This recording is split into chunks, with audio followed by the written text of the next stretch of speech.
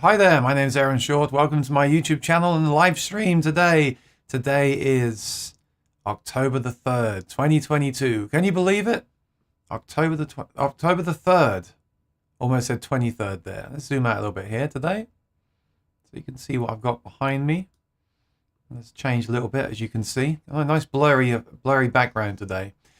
So today I'm going to give you a recap of my week at my shows and tell you about any challenges coming up for my shows this week. I think it's interesting to share that stuff, isn't it? And tell you a bit about my guitars, my gear I've been selling. Yeah, just a general update to my life. Hope you want to join in. And please feel free to share anything you're working on at the moment or any questions you have about gear or anything like that. That'd be great to talk about today. Don't forget to put the Q in front of the question because I'm going to stick to that. Even if there's no one here, if there's one person here, you have to put the Q, okay? Because I want to set that going forward. So if one week I do a talk for 30 minutes and then I want to do a quick Q&A at the end, the Qs are there. So sorry to do that to you. If you already put a question, just put it again, put the Q there. I'd appreciate it. Say hi to Rexomatic. I'd like to send you something. What would be a good address to send you a package? I don't have a PO box, Rexomatic. Don't really want to give the address out. No, maybe best thing to do is to email me and tell me what you'd like to send me. We'll talk about it. Let me put my address at the top. My email address at the top. Here it is. I know someone smart in the comments is going to say I can look up your address anyway. I know this is America. That information is out there, but still. You know what I'm saying. You know what I'm saying. Send me an email. Say hi at aaronshortmusic.com, and we'll take it from there. I appreciate that. Thank you for the gesture. I do appreciate it. Rafa's here. So that's a question. I'll come back to that later. So just type the Q again, just so I know to come back to it. Okay. Harry's cooking show. That looks cool. You got a cooking channel? I'll check that out sometime. I always need to improve my cooking skills. Rosanna is here. I want to say thank you to Rosanna. She's always here moderating the chat, and I really appreciate it. And it's so important now because there's so many of these scams and spammers. I haven't been hit with that scam thing yet, where they say send me a message and I'll send you a prize. I've not been hit with that yet, but I do get the bots in here every week. So I appreciate her being here to kick out the bots. So if you're a bot out there, watch out, because Rosanna has a spanner and she knows how to use it. Rosanna has a spanner. David's here. How you doing, David? Good to see you again. Good afternoon, everybody. Yes. He said, no new gear. Now, I've been thinking lately, I've been trying to sell stuff lately, right? I've been thinking lately about the channel and where I'm taking it and what to do next. Because what I don't want to do is, I don't want to keep talking about buy, there's always something better. I don't want to encourage that because I feel like I fell into that myself for a few years. So I don't want to feel like I'm enabling people. So I want to talk more about like the gear we do have, how to use it the best, what I actually use at gigs. I always laugh about that. What do I actually use at my gigs? That's so important, I think, isn't it? People want to know that stuff, and I often don't talk about it. I talk more about things I don't have or I'd like to have. So definitely want to go more in that direction. And one of the reasons is what I was going to talk about today, which is humidity and caring for your guitars. Because I love the Boveda humidity packs, but they're so expensive. When you're going to put 4 in each guitar case, and then you have to replace them. And I know someone said on here before they just rehumidify the packs back to life again. Okay, I haven't tried that. Maybe I should. But the point is, if you're going to go out and buy those packs fresh every time, and you have more than one guitar, that gets really expensive really quickly. We'll cover that today a little bit because it's really changed. The weather's really changed where I am. And actually the worst thing right now is we don't have any heat in the building. So right now in this room, it's 68 degrees and 40% humidity. So that's starting to drop. And then once the heat does finally come on, that humidity will drop even further because it'll be so hot that it will dry out the air. And then you really have to worry about humidity. But I'll talk about that later maybe if we get into that. John said, no stories I can tell in public. No stories I want to put in print on YouTube. Facebook is 5 or 6 seconds ahead of YouTube. You know, I encourage people, if you're on Facebook, just to come onto YouTube. YouTube is where most people are, and you can do things like, if you have an iOS device, you can run it in the background while you're doing other stuff, so you can just listen to me talking. You don't really need to watch me, do you? So you can minimize it and listen. With Facebook, you can't do that, and I believe the quality is higher as well on YouTube. So I encourage you to watch on YouTube if possible. But I'm really putting it on Facebook just because I can, just because it's a free feature now of the streaming platform that I use, this Ecamm Live. So I'm really just kind of testing it out and just putting it on there so my friends on Facebook can see that I'm doing this and maybe jump across. But yeah, the YouTube is really the focus for me for this kind of thing. Rafa has new gear. I tried all the cheaper Strats, and I tried the Strat JV HSS and a Fender Performer, which I really liked. I then tried the Silver Sky SE, which again didn't impress me. Yeah, I'm not a big fan of the Silver Sky either. I've had a used USA version. I got a great deal on that, and then I got one of the first SEs. The first one had a problem. The second one was very nice, but I just knew I wouldn't play it. I'm so traditional. Look what I have. Look, this is something I struggle with all the time. I am a traditional Fender Strat, Gibson 355, Martin. I don't have a Fender amp. I sold the Fender amp, by the way, and I've kept this Mesa. So I'm not 100% like analog Fender, pure old school gear. I'm not 100% that way, but I definitely lean more that way. But I do like the Silver Sky. I actually like the SE version more than the USA version. I like the neck more on that version. So I don't know. That's a tough one. But I saw your video. Rafa in the chat there on the screen right now has a great channel. Talks very honestly and openly about gear, his thoughts on gear, which I enjoy. And he just made a video where he went to a guitar store and played some Strats. And the first one was this red Strat, and I thought it was great. I said to him in the comments, why don't you just buy that, get a good deal on it, have it set up, put your money into the setup, and then gig it, use it. I mean, it's a great guitar. Okay, maybe I don't take my own advice all the time, but that's why it's good to watch each other, right? Because sometimes it's the things that we say and do that you can learn from. So I might do something in the video and you might think, well, I'm not going to do that, and vice versa. So sometimes that stuff is educational as well, I find.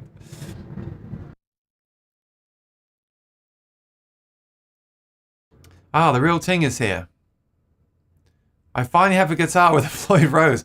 Oh, I'm sorry to hear that, real Ting. Sorry. That was an easy joke.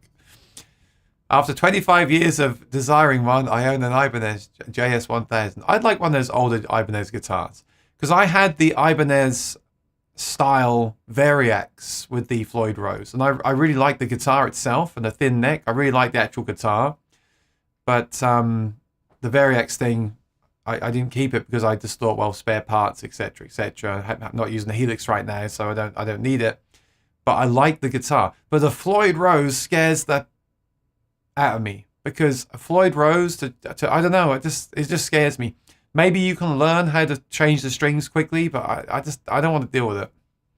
I don't want to deal with it. But let me know what you think of that guitar. I got to get you on one week, Real Ting, to show us some of these guitars. That would be cool. And look what I got, Real Ting. I'll talk about this later as well, if I remember. I'm going to try it one more time. Just one more time. I'll try it one more time. Thank you, Rexomatic. Yeah, appreciate it.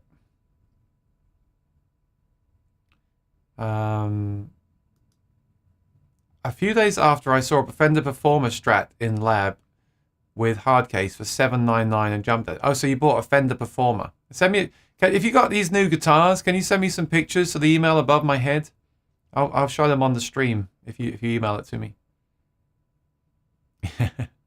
It's all right, man. I feel like I'm being a jerk by saying it, because there's not exactly loads of people watching. That's not like I can't go back through the feed and find the questions. It's just that if I decide to do like Like some weeks recently I've done like a presentation in the middle, and then if I want to wrap things up at the end, I can just make sure I didn't miss anything I wanted to address. So it just helps me, because no one knows this, but on my screen, this Ecamm software is great, and on my screen I have a search box, so I can go up there and I can actually type in a question mark, and then I see all the questions, so I don't miss anyone's question. And I'll answer them at the end of the stream. All right, so I'm not skipping them. It's like John has one here, and I'm not actually sure what you mean, John, but I'm going to come back to the questions at the end of the stream. I bought the Stratocaster and it got requested by the bandmates to play Superstition at the practice. Why? Was that played on a Strat? Am I confused? Have I lost it today? What's going on? Oh, by the way, Rudy's Music got both of the Super Ds in stock, and I almost went. What I really wanted to do today was to go down there and have them film me playing them, so we could then talk about it on the stream. But I'm just not that well organized. So yeah, I had gigs at the weekend, so today was like catching up from other stuff. So, but I can still do stuff like that. But yeah, they've got both there. They got both there, and I saw someone had one on Facebook too. They received one.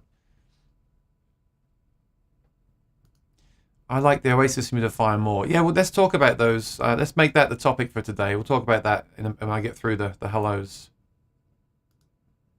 Basic operation. You know, that's the best way, Rafa. That's the best way, isn't it? That's what people want. People want.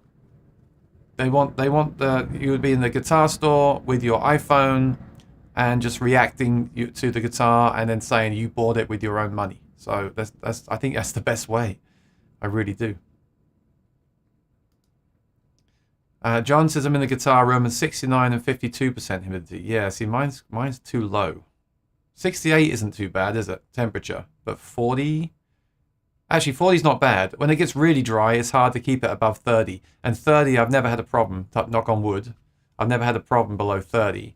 But yeah, let's talk about that in a second. It's always good to remind ourselves about humidity at this time of year. At a point, I want guitars on the same level of quality. I was going to make a joke, but I'm not going to. David just subbed to Rafa's YouTube. Yes, he's got a good channel. Go check it out.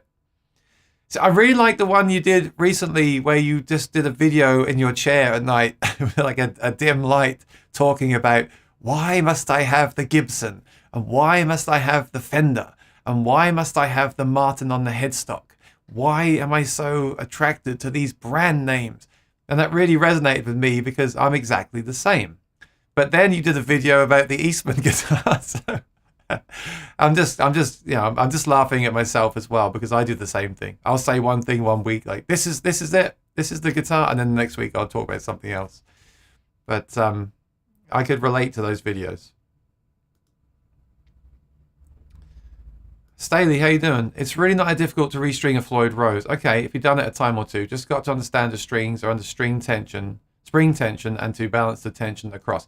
So I guess that's the same with everything. Once you know how to do something, I guess the first time I restrung a guitar, I was completely useless at it as well, right? So I guess restringing a Floyd Rose is the same thing. So I guess we can say that about anything in life, especially with musical gear, once you know how to do it. I mean, I've made some very stupid mistakes with gear over the years. Looking back, we're just really dumb. But you don't know at the time. I'll never forget when I got my first mixer, or a mixer where it had its own trim pot on each channel. And I didn't know you have to set the trim pot to just below clipping on an analog mixer to maximize the output gain and then use the faders. I'm talking about when I was like 20 or something, 19, right? So I didn't know that. So I just got mad and thought this thing didn't work or was useless. And then I learned that you have to sing your loudest, set the gain the highest, and then get it so it's just illuminating on the loudest notes. And there's a skill to that. And there's also a skill to that with musicians, because some musicians, you'll say play your loudest and they won't. And then the gig they play louder and it clips and it distorts. So that's another problem. But that's a skill that now I just take for granted. Like, oh, that's so obvious. You know, I just laugh at myself. But at the time, I didn't know that. So it's the same thing with the Floyd Rose on the guitar. But to me, I guess I seldom use the whammy bar anyway. So just for me, I I don't really want to go there, but Real Ting is probably doing those big dive bombs on his guitar. Search by A instead of Q. What? Why? A? Oh, a question mark. So, well, then I've got to search for both. I'm sticking with the Q. I'll stick with the Q. Otherwise, I've got to search for both things. David bought his first Ibanez in '85, a Roadstar 2. Very cool. Oh, the Jeff Beck version of Superstition. Okay, so you played that version. There's many versions. That's one song that I've never really attempted. It's not really my kind of thing, I feel, vocally. But it's also very overplayed. Although I feel like for the wedding band, I should probably do it because it's that kind of song.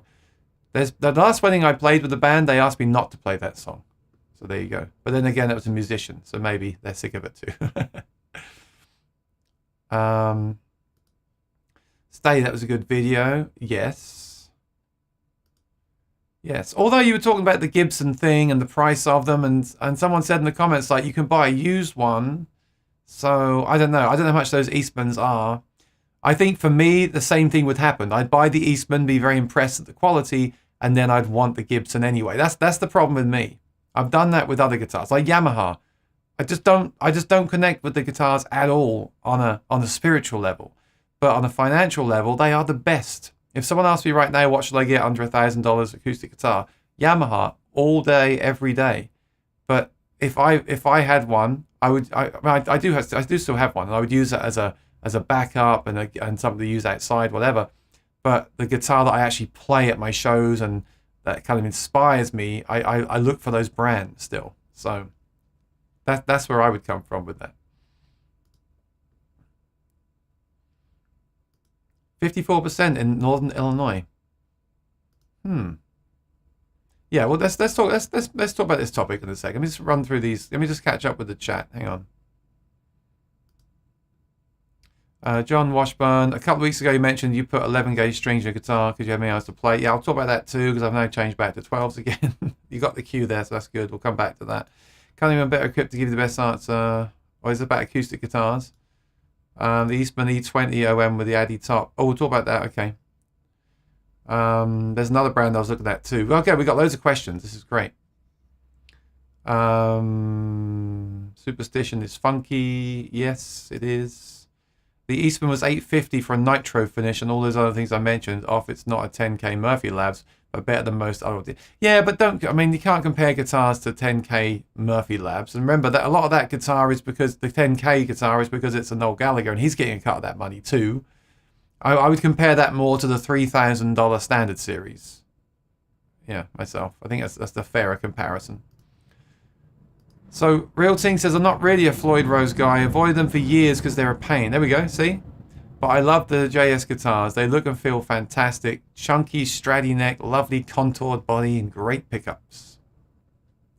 As much as I dislike the Floyd Rose being a pain, it's super stable, and the Edge Pro version is very sleek and comfy. Yeah, I guess they are super stable, right? And I guess if you're using it at a gig, as long as you take a backup guitar, you'll be fine.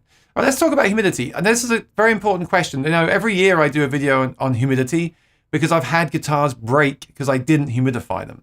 But when I lived in England, I never did anything with humidity. So, or humidifying, I should say. So let me just ask the people that are in England. There's a few people in England right now. Do you humidify your acoustic guitars or your electric guitars at all? Do you even think about humidification with guitars? I feel like people in New York and like where I live think about it a lot more because, for example, the building I'm in goes from very cold. So right now it's very cold in this room. It's 69. It feels really cold.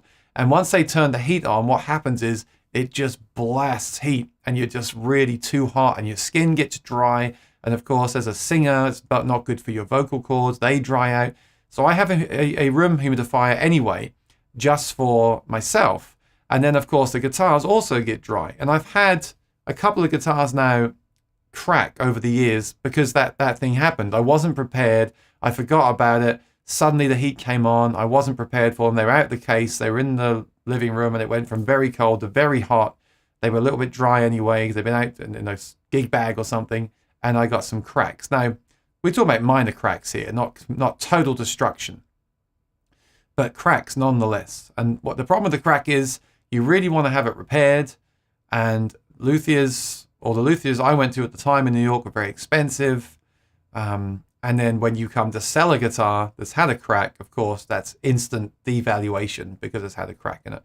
I've also had guitars with fret sprout. That's annoying, but very easy to fix. But then you get other things, like you get the side dots sticking through, you get the fret position markers sticking through, all this kind of stuff. So I want to know, first of all, if anyone in the UK had a problem with this. I had a friend who's a drummer years ago, drummer in my band. He had a Martin. He said that it just exploded. I don't know if he's being overly dramatic by saying that, but basically it was hanging on the wall. Winter came and then it just cracked. I guess it just went crack, right? So I want to know what if you lot deal if you lot in England deal with that. And then I'll tell you what I'm doing at the minute and the pros and cons of it. And then also, of course, USA as well. How do you handle this? How do you humidify the guitars? So while you're typing that, I'm going to tell you what I do. I do humidify my guitars, or whether it's similar to England. There we go. Look, real thing. I'm in London. I don't think about humidity at all, but I do try to avoid big temperature changes for my acoustics. The rain song has been a game changer, I'm sure. When are you going to put the K&K in that guitar? Oh, good point here too. Energy prices are going up. This is in England. People are talking about being more sparing with the heating in the houses. Yes. Yep, I've heard that too. And, oh, good point here from Danielle. We need to be careful when looking at Eastman OM models, especially when comparing to Martin OM. Eastman OMs have a shorter scale length. Thank you. I didn't know this. I don't know much about Eastman guitars, so thanks for sharing. So Eastman OM is closer to a Martin Triple O. Very cool. Thank you for letting me know that. We'll look at those in a bit. Let's just talk about humidity for a few minutes, then we'll look at some guitars. So David says, my house stays between 40 and 60 the whole year, most of the time between 45 and 55.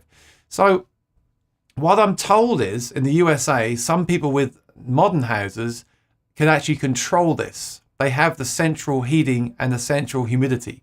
So for example, you can just say, I want my house to be this temperature and this humidity, and it just stays there the whole time. Now, I would absolutely love to have that. Now, before I go on, let me just see what Martin guitar humidity and temperature suggestions are. So they say at Martin, and I'm just using them just because I know it's on here. They say the instrument's humidity level should be between 45 and 55. Temperature between, oh, almost swore. Temperature between 72 and 77. Okay, so the first thing I suggest everyone do is to buy one of these. Now, these are not like super duper accurate, but at least you can monitor what's going on when you have this. So look at that. That tells me straight away that it's okay. It says comfortable, not too wet, not too dry. It shows me the high and the low, and it shows me the current temperature and humidity. So temperature right now, 70.2. Actually just went up when I picked it up. You see that? Maybe I made it warmer when I picked it up. But 70. So Martin is saying 72 to 77. So I'm two degrees shy of the minimum. So I'm a little bit concerned, but I think the heat will go on very soon. So I'm not too worried. I think 70 and 69 is okay. Again, knock on wood. And then we've got 42% relative humidity. So they're saying 45 to 55. That's a bit of a dream for me. I don't think I've ever had that. 45 to 55 is pretty hard for me to maintain when the heat's on.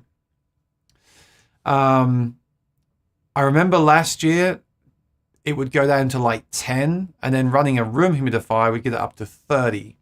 I was pretty happy at 30, but they're saying 45 to 55 is better. Now, the other thing is, if it does get down to where you can't keep it at 30, you really need to humidify the instrument as well. So what I do is I use small room humidifiers in this room, the bedroom, and a larger one in what is the kitchen and the living room combined, to try and keep humidity up. Now, I really hate it because you have to fill those tanks every night, and it's a real drag, I think. So that's why I wish we had central air and central heat. But anyway, you fill the tank every night, it runs, and it's amazing how to think that that much water is going into the room and the air. It's nuts when you think about it. So that really helps. So that brings it up, say 10%. That's something to get the baseline up. Then what I do is, apart from obviously the rain song, is I will put the guitars in their hard shell cases if they have one. Hard shell cases are the best to lock in humidity in general. And I will put in their humidifier. Now, I used to use different humidifiers that you would just fill up with water. They're much more cost effective, but again, they dry out every week or so. You've got to remember to redo them, refill them. So lately, in the last few years, I've used the Boveda Humidipacks. These are great, but there is a downside, as with everything in life. And let me just show them to you, in case someone wants to visualize what I'm talking about here. So Boveda. And we had a whole discussion on this, and people said that they brought them back to life by humidifying the humidipacks in the summer. I haven't tried it. I'm sure a fresh one is better. I'm sure reviving them makes them last longer too, and that's a cost-effective thing, because the problem with these packs is the cost. So the thing is, right, you can buy this. So what you have to do is you have to buy the kit. You have to buy the kit to start with. And I've already got these, but the kit is basically 2 of them and this pouch. And they tell you to put these in the pouch. So 2 of these in 1 pouch. Put 1 pouch over the sound hole, so hanging into the guitar, and 1 pouch at the headstock end. I never used to do that, and on some guitars I won't do that. I'll just put it so they're in the sound hole. But on like my more expensive guitar, I'll put the one at the headstock as well. And these are good because they remove excess humidity and they put back humidity. They work 2 ways. So you can kind of forget about them. And they do last a while. So I'll probably replace them all once. So I'll put them all in now, and then I'll replace them around like December, and that'll get me through to the end of the season. So that's not too bad. But the problem is, one reason why I also want to sell some guitars, because to be absolutely honest with you, you don't have to worry about them too much because they look after themselves in the guitar until they dry out. But if you end up putting 4 in each guitar, and I'm not good at maths, but here we go, look, the refill kit is 20 packets. And I ordered this for $90. Think that's $90 plus tax. And there I am thinking, okay, great. So I've got these sleeves, I've got these. That's a lot. That's a bulk pack. That's not too bad. $90. It's just like one-off thing. Now I went to put them in last night, and I realized that if I need 4 per guitar, that's not very many. What is that? 5, 4, 8, 12, 16, 20. Yeah, 5. So 5 guitars. So the problem becomes if you have more than 5 guitars, and I would also suggest you use these on electric as well. If you have like 30 guitars, that's a lot of money. It's really depressing because you're going to spend enough money to almost buy a new guitar, like an Eastman, for the same price as buying all these. Yeah, it's a reason not to have a lot of guitars, I feel. So if you have 1 guitar, 1 acoustic guitar, and you don't want the fuss and the worry, I would use these. No problem. Absolutely no problem. But if you have several guitars, then you've got a question, am I willing to humidify these guitars like this? Am I using them? Do I need to keep them? That's how I feel about guitars, especially acoustics. Some people worry less about electric because they're solid wood, generally. Acoustics can be very thin. Like my Triple O Martin, the authentic one, is a very thin top. So I have to be careful with that. Usually the more expensive the guitar, the more chance of it breaking because it's got a thinner top. That can happen. So that's my only thing with this. I wish you could actually buy more of them. I wish you could buy a refill kit of, say, 100 packets even, because they come sealed. They'll last. They'll keep the gel inside. Will be fine. I kind of wish you could just buy 60 or 100 for a really cheap price. They're still going to be a couple $100. I don't know. I find it hard to suggest, but I really like them. I really like the convenience, the fact that they work 2 ways. I really like it. But of course, there's a million other options you can use. You can buy distilled water and just buy other kinds of humidifiers. Let me show you some. They recommend using distilled water in them. So you can buy something like this. I've used these before. Make sure they don't leak in the guitar. Make sure you squeeze out all the excess moisture. So you could use this and distilled water. It's going to be much cheaper, but you're going to have to refill it every week. So again, if you have a lot of guitars, it's a lot more work. So let me come to your color. That's what I'm using. I'm using the room humidifiers and the Boveda packs, but I'm very kind of conscious lately those Boveda packs are going to be expensive if I use them in all the guitars, especially if I use 4 in each guitar. So let me come back here and see what you guys are doing. Okay, I'm behind. Let me see. So here we go, straight away. I humidify the room, too many cases to use humidifiers. So that's cool.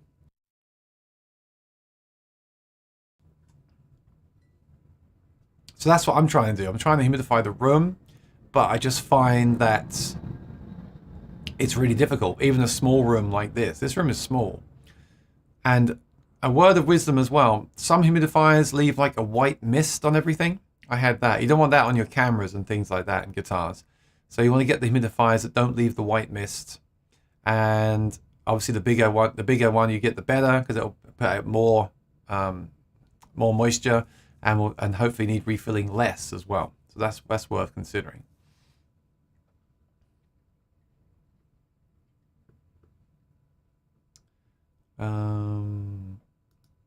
Lee has a D'Addario, I think I'm saying that wrong, sorry.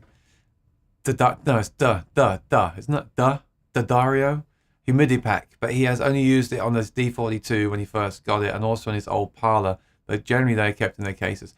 I really think the case is everything. A good hard shell case, if you think about it, will lock in the humidity and prevent the dryness from happening because it's locked in a case. I really think in the winter especially, it's really important to keep the guitar in its case. The only problem with that, again, is that you're not going to maybe play it, right? It's going to be sitting in a case and then you don't want to play it. You got to take it out of the case, and it's lovely to have the guitars hanging on the wall. So you could hang the guitar on the wall and humidify the room. The safest thing is to keep it in the case. I remember when I first got my first Taylor in England, they tried to sell me a humidifier.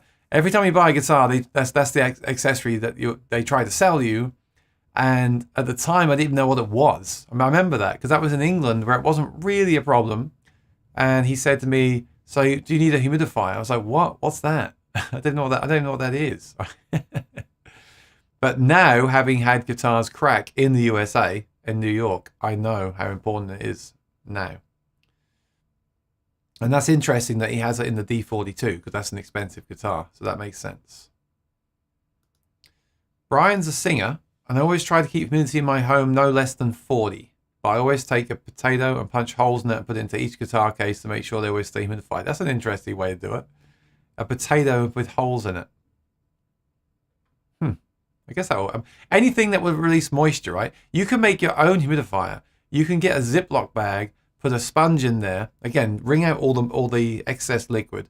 Put it so it's just damp. Put it in the bag. Put some holes in it and hang it in the guitar. You just got to be careful that you don't over humidify a guitar and you don't have water leak into the wood inside the guitar. But I agree, as a singer, it's really important. I don't think I could get to 40 though. We'll see what happens in the winter. I bet it'll be 30 again. And Staley says, I humidify by using the humidipacks. So the D'Addario humidipacks and the Boveda are the same. They're made by Boveda for D'Addario. Lately I've used the Bovedas. I don't know why. I guess because they're the original ones. But they also make 2 sizes. I was on their website last night. And they make 2 sizes. I was like, what? I didn't know that either. So you can get a big one, a small one. I guess the big one lasts longer. I'm not sure. It's quite the operation, these humid packs. So you add to your guitar case, and every month or 2 I put my guitar in the case to soak up some humidity. Generally they stay hanging. Okay. And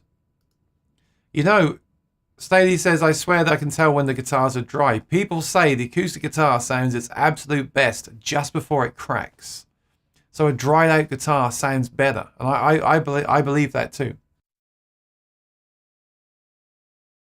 And the reason is, everyone's always like doing the torrefication and drying out the wood, and the wood gets drier and stiffer. I believe that. I've experienced it too. Like in the summer when it gets really humid, the guitars sound a bit kind of fat, and they sound a bit, not the fat's the wrong word. They sound bloated and over humidified. I can hear that, like damp. They sound damp. In the winter they can sound better, but you don't want them to crack, at that expense. Hi Doc, how you doing? Good to see you. Doc's on Facebook.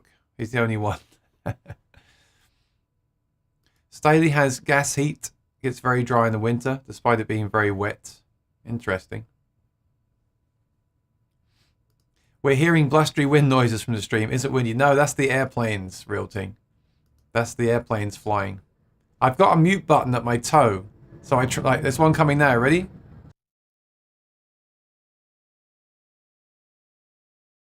So I muted it.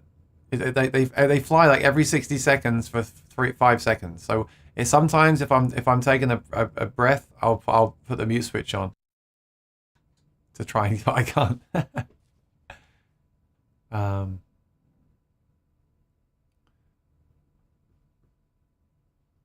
Yeah, actually, I feel like my noise gate's not on. Let me just check. Oh no, it is. Let me turn it off. Yeah. That's loud. Actually, no, there's a fan noise. It's this amp. I turned the amp on. There. I turned the amp on to warm up the room because our heat's not on right now. But the loud gush you're hearing is the planes. So I'm trying to answer a question, read a comment, and then mute it while the plane flies. It's not easy. John uses both humidifiers and dehumidifiers in the winter. Wow. That's the thing. Some people have too much humidity. Yeah. Lee is at work. Hope you're well, buddy. Humidipacks make a big difference. Windy. Well, New York is really windy at the moment. I was out walking today, and it's really windy and cold. But that noise you hear every few minutes is the airplanes flying. When the weather's bad, they fly low. And it's annoying because whenever I go to make a video, they're always flying. And then I don't want to make the videos. I don't want to have that plane noise in the background. But, there's worse noises you can have in the background of a video. All right, moving back to the comments here.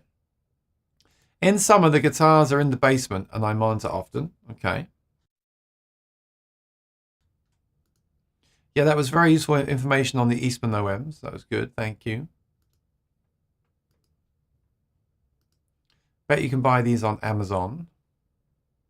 I sent the email. Oh, cool. I'll bring that up in a second. Let's just finish the talk on humidity. A guitar tech's been doing it for years, suggested moist dollar store sponges in plastic bags with a few holes. But yeah, that's all you need. That's all a humidifier is. You just then got to make sure every week or so you check that it's not dried out and then wet it again.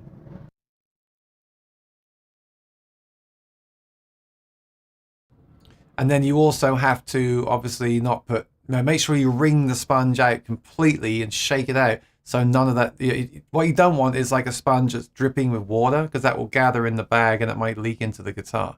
That's really important too. That could damage the guitar.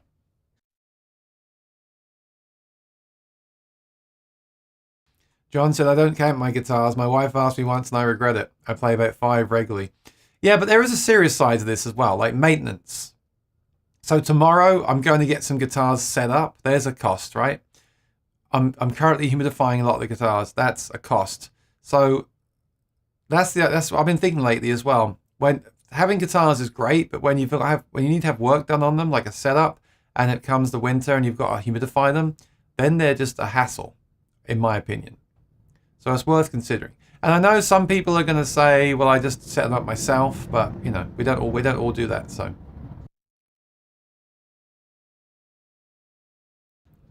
Here we go. Two Rivers Bluegrass Festival. 3 large humidifiers in 3 rooms. When the cold weather comes in and keeps it around 40% most of the winter. I think that's what I would do. I use one of these smaller room humidifiers from Amazon. It's been great, and you have to buy a new filter for it So there's another cost, the filter of the humidifier for the room. And I have to buy one of those about every kind of 8 weeks because they get moldy. And you don't want mold in the air either. So I think actually this year, what I might do, if it does get back down to 30 again, humidity, I might actually just have 2 of those in here and just run 2 of them to get the humidity up to 40. And then what should happen is I shouldn't need to worry so much about humidifying the guitars in the cases. And also those humidifiers in the cases should last longer because the room isn't so dry anyway. So I might do that this year. I might run a bigger humidifier in this room or 2 small ones in the room just to try and get more humidity into this room because 30 isn't really enough. A friend was doing construction, went to a job in winter, turned heat on, had 4 kitchen cabinet doors crack. Yeah, that's exactly what will happen to a guitar. If it gets really cold and then really hot, it just crack.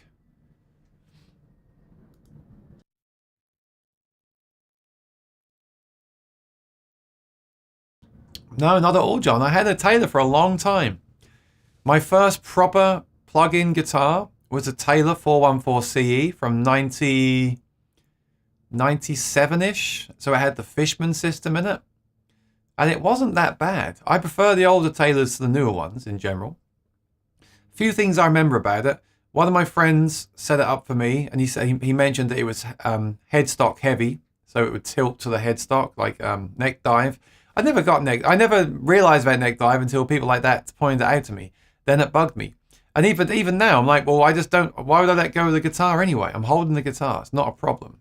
But he mentioned that. And then someone else mentioned the pickup sounded awful. And we often talk about people don't care about pickups. But that was just basically a Fishman Precis undersaddle pickup. And I didn't even think about it until this guy, I think he was playing bass with me. Name was Gaz. I remember one day, I never forget that. Maybe he's the one that got me on this journey. One day he just says to me, that guitar sounds awful. He didn't mean the Taylor, he meant the pickup system sounds awful. So rather than change the pickup, I didn't, and I sold it. I've had that guitar for a long time. I was starting to wear through the sound hole where the pick strikes. So I had that for many years. I gigged that a long time. And yeah, I feel like now, I see Taylor just released a new 500 series with a new kind of wood. So a lot of the woods are changing now on guitars. And they also changed the V-bracing as well, of course. I haven't played any V-brace guitars that I liked. I actually think the 100 and 200 series guitars are the best. I've played a few of those over the last couple of years at guitar stores, and I've always think they sound great. You know why they sound great, the 200 series? Because I was actually watching a video on them today. The back of the guitar has no bracing on it. So it just has the X bracing on the top and then no bracing on the back. So it is it's a louder, more resonant guitar. It's more like a Martin kind of sound, maybe a little bit brighter, but more of that kind of sound. Where the V bracing, I just find very weird mid-range. I don't like it. I almost wish they just kept them as they are. You know, lately I've been talking about buying used, and there's a great reason to buy used. You can buy an older Taylor with the older bracing inside it. The problem with that is you get the older expression system, which I'm not a fan of, but maybe you can find one without the expression system and then use that. I see all these spams here. I hope Rosanna's working on that. Every week it's the same. So yeah, it wasn't a bad guitar at all, and I'd like to revisit Taylor. I'm not completely against. You know, I love that Gibson, that Noel Gallagher J150. That's a great guitar. Very different guitar. And I do like the GPC Martins, which are basically their take on a Taylor, right? But I haven't played any V-Class Taylors that I like yet. I'd like to find one that I like. Because I don't understand why I don't like any of them. There must be, and there's so many different series, so many different woods they use and series and body sizes. I'd like to try some more, but I have to go to a store that has them.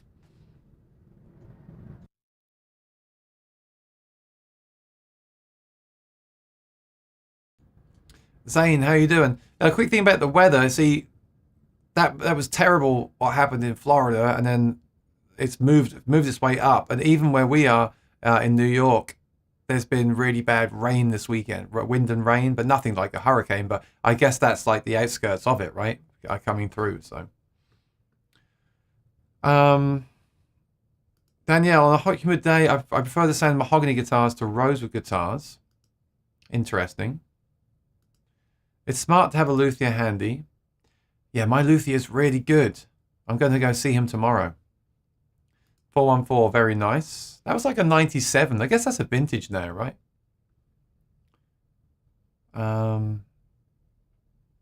I refer to it because it's the same thing. Like, I didn't know any different. To me, it was just a cutaway guitar. It wasn't until other people told me about the neck dive and the pickup system that I started to doubt it.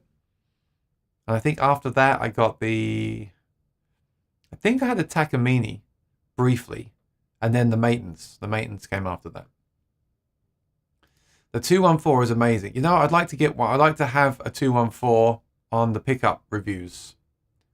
I'd like to review one, compare it to the Martin. GPC 16 special rosewood for the win. Yeah. Thank you, Antonio. The GPC, I had one. I've got one of those in the video. I was at a Summer NAMM when they announced that, and my first thought was, this is great. It's basically a stripped down version of the GPC 28 for $1,000 less. But what Martin do that really annoys me is they also make the bodies thinner. I don't like that. They make the bodies thinner on those 16 guitars sometimes. So they actually sounded a bit kind of thin. It was okay. I used it in the review of the Smolder that I made. So it was just a satin finish, which could be quite nice actually. Satin finish back and sides, glossy top. So by all accounts, a stripped down GBC 28 for a much better price. Of course, that was before the price increased on all those guitars as well. But I think that was the one I had, the 16. But I didn't stick around because I just didn't. I don't know. It didn't work for me. I don't like when they make the bodies thinner. I don't like that. All right. I mean, I'd like my body to be thinner, but I don't want my guitar's body to be thinner. I mean, if you want a thin line, that's great. But on those Martins, I prefer the deeper body. For me, that's the whole point of the GPC, is the deeper body, right? So it's the body depth of a Dreadnought. All right, let's do some questions then. That's my thing about humidity. Just something to think about. Coming up. I just need some more coffee. I made this coffee to warm myself up, although it's kind of warm now anyway with the lights on, and the coffee's cold, so that's all right.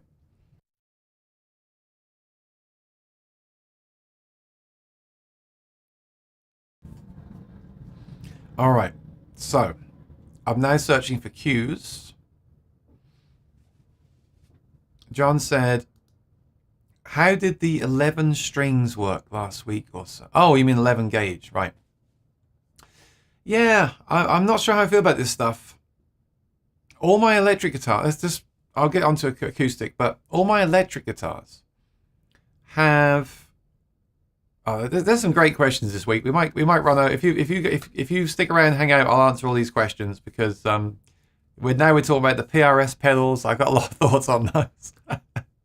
This is great. Yeah, this is great. So. How did the 11 gauge strings work? So with the electrics, they're all set up with 10s, which I really like the feel of mostly. And I really think the 9s sound more snappy and cutting, and I like that sound. And I like the fact they're easy to bend. But the overall feel and bigger sound, I like the 10s. So I'm really conflicted about that to start with. I think I'm going to stick to mostly 10s on my guitars, just because they'll be the same, and I think I do like that. I like that. And then on acoustic, let's get onto acoustic. Acoustic, I've always used 12s. Everyone says you must use 13s on the Dread.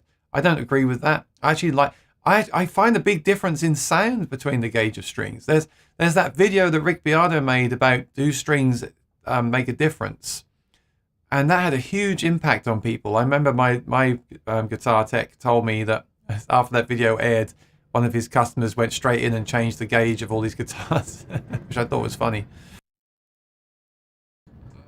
I'm just muting for the plane. But the thing is, I decided on my Cole Clark, this is my gigging guitar, and I want it to be very easy to play. So I thought I could lower the action or have my guitar tech sand down the saddle, but that's a whole special pickup system, so I didn't want to really mess with it. I thought, why not just try 11s? So I did try 11s. I got some D'Addarios, and I was really impressed. Yes, they sound thinner, even thinner, and that guitar's got a very bright sound anyway. And yes, they feel a bit too slinky under the fingers, but they mean you can then do those electric style bends, those whole step bends. And the tone doesn't really suffer. And that guitar is very bass heavy anyway on the preamp. So there was a lot of pluses there. I really liked it. And I thought to myself, well, if I'm playing a lot of gigs every week all the time, then why not make it easy on me? But I don't know. They lasted about a week and everything was fine. And then the other day I just put the 12s back on again. I put some D'Addario 12s on there, and I think I prefer them. I don't know. I think I like that little bit of resistance. Like I have to fight it a little bit. So for me, it's about getting the saddle height and the neck adjustment just right, so you can make the whole bend, but you still have to fight it a little bit. And I just like that tension too. That's why I like OMs over triple O's. I like the tension. But the setup has to be just so that I have that tension, but I can also do what I want to do comfortably on the guitar. And I gotta say, like, Martin guitars get so much slack online for being hard to play. They're not hard to play.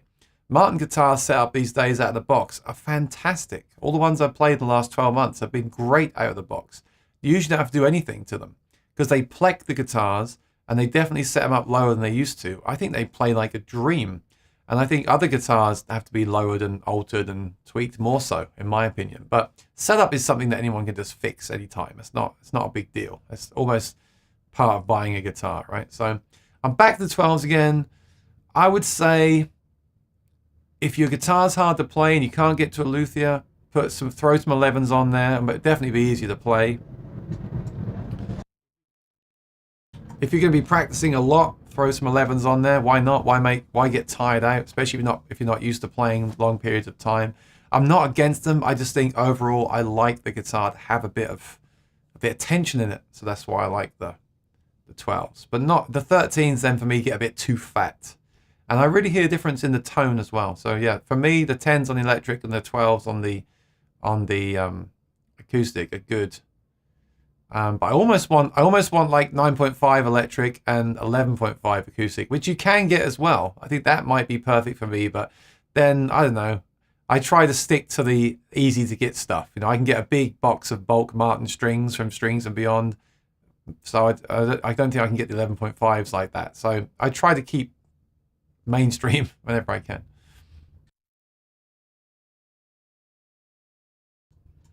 All right, next cue was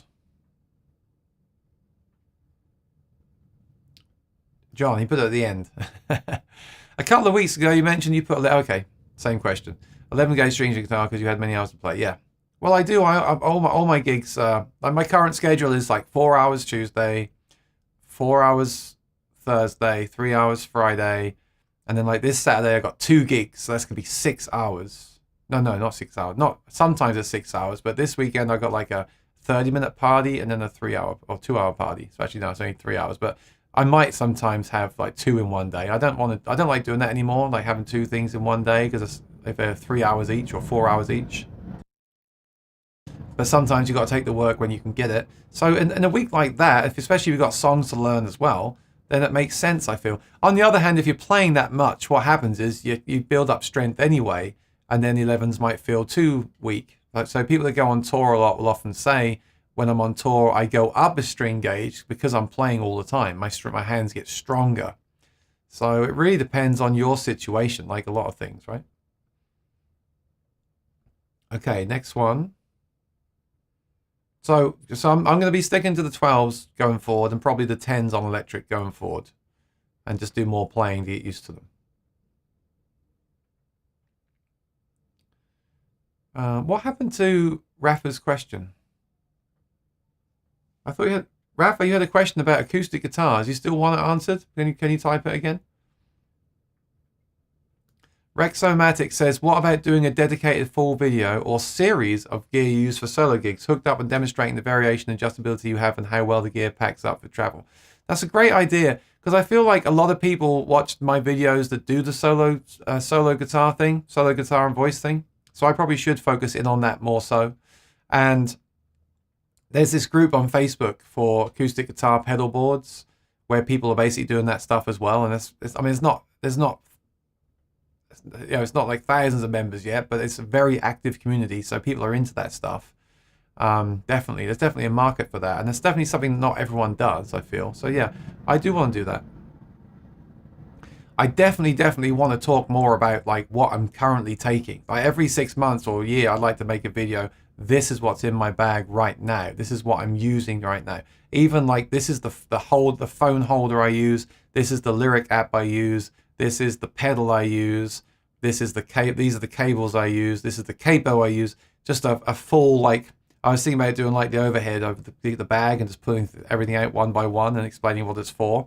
I think people will find that interesting, that are into that kind of performance. So I definitely want to do that. Okay. So I probably will do that soon. I filmed a video the other day about the bag I'm currently using compared to the old bag that I just sold, but I just found it very dull, so I'm not going to post that one. So I'm going to redo it and show the bag and what's in the bag. I don't see the point of talking about bags I used to use. I think that's too much detail. I want to show the bag I'm currently using, why I like it, and what's inside it. That's a lot more exciting, I think. All right, so PRS announced 4 pedals. They had a product announcement last week. You know, it amazes me. One second.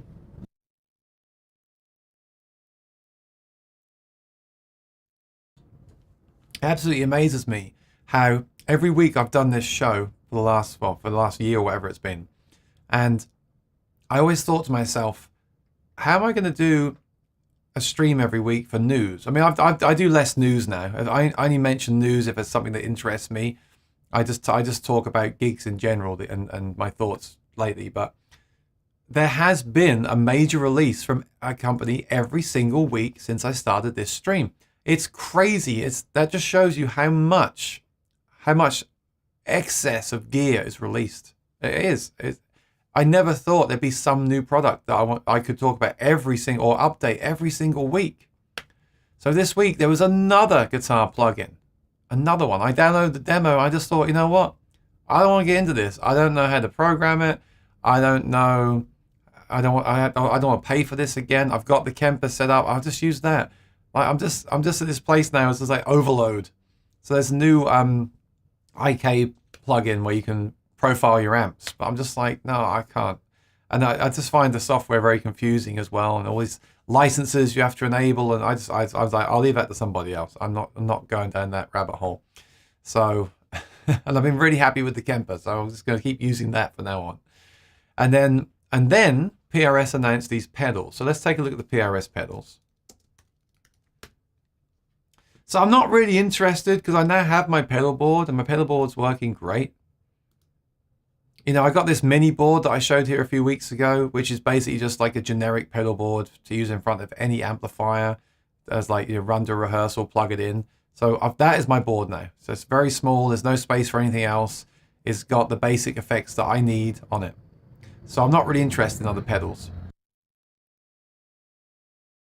I've also just sold loads of pedals because I bought them to use on a board and make video about. I'm just like, I'm not going to use them. I need the money for something else, so I sold most of them.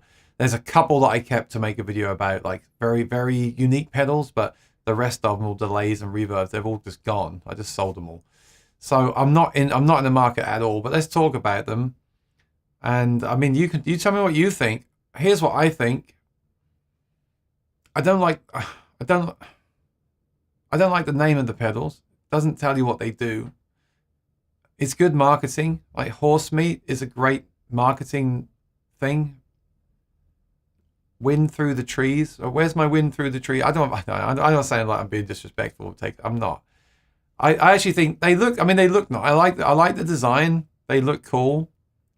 Some of the features on them I feel are unique. Like on this wind through the trees, it's got some unique features on it. At least, compared to other pedals I've seen.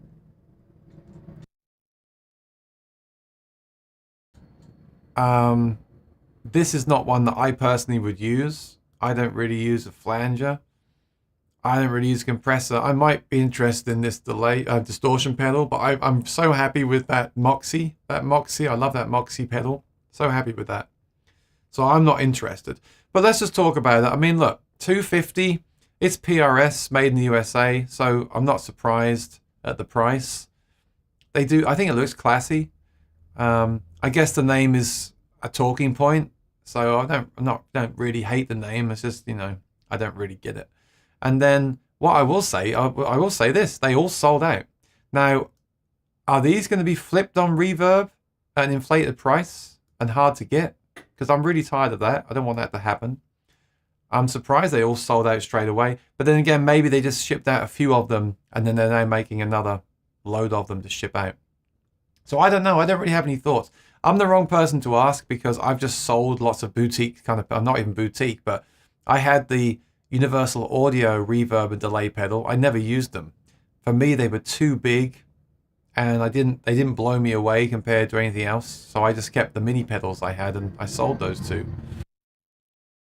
And the problem with pedals like that and this one is the two pedals I just mentioned plus this is $1,000. You're already halfway, you're already more than halfway of the price of Quad Cortex or Kemper. So I'm not in that headspace anymore. See, I'm really enjoying the Kemper because to me the effects are fine. And then the great thing with the Kemper is if I want a chorus or something, I can just load it up. And I won't really ever use it anyways, but it's there if I need it. Whereas with these kind of pedals now at $250 each, it's like, well, that's a lot of money to spend just to have those effects. And then if you don't like that effect, then buy another one, have two of them, switch them around. I know I'm the wrong person to ask, but I'm not surprised that they've released them because they sell amplifiers and accessories and guitars, and now they've got the pedals as well. And I haven't played them. They might be great. I might play this pedal and say it sounds incredible. I would definitely use it on the pedal board. I like that it's got its own EQ section. That's nice. I like when pedals have their own independent EQ as well. So I don't know. I'm not personally in the market. I'm not in the right headspace for this. If I was currently building a big pedal board and was looking for the ultimate pedals, and I might be interested in trying one of these just to compare it to something else. But that Moxie pedal, I love that Moxie pedal. Let's see how much that is. Because this one's $250. I wasn't kidding in that review I made of the Moxie. I bought it and I love it. It's $150. And it's a mini pedal, so it doesn't take up much space. And for me, this does everything I need. And there's even a demo for $135. Look at that. It's always good to get the demos because they're often in good condition. You can check the pictures there. But yeah, for me, I'm happy with this. It's got enough tonal options for me, and it's small, and I really like the sound of this pedal. This has been. I don't use the board very often, but this on there with the Sir Riot gives me everything that I need if I want to use a pedal board. So I'm just sticking with that right now. But let me know what you think, and if you ordered one.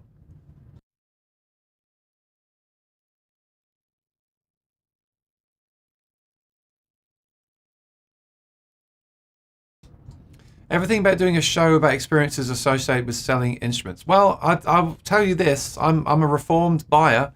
Buying used is the best thing you can possibly do. I really believe that. So yeah, it would be a good thing to make because it's good to pass that experience on. And I know that people are laughing at me right now because they've told me, like I always laugh about the Real Ting because Real Ting always told me that he buys used, and that is the best way, and I get it. But I do enjoy buying new. I love getting something that's brand new and like nothing like a brand new Martin with no marks on it and a lovely smell. But the problem is the last few years, the prices have gone up so much, and I haven't got a problem with it. But I was just thinking the other day, a D18 used to be I can remember very recently, last few years, I'm sure they were like 1800, maybe 22. Now they're 28. And if you get a used one, then you can, especially sometimes you can buy directly from a friend or someone on a forum, and there's a little bit of risk there, but sometimes you can save $1,000 and get it shipped to you for $1,000 less than the price online. So I'm really into that now. And even on Reverb, if you then pay the tax and the fees, you can still get a really good deal on something that someone just bought and sold on. And I know that happens because I've done it myself. I bought guitars, not really played them, and sold them and lost horrible amounts of money. So I'm trying to take my own advice now. But I know a lot of you have been buying used for a long time. But for me, now it's even more important.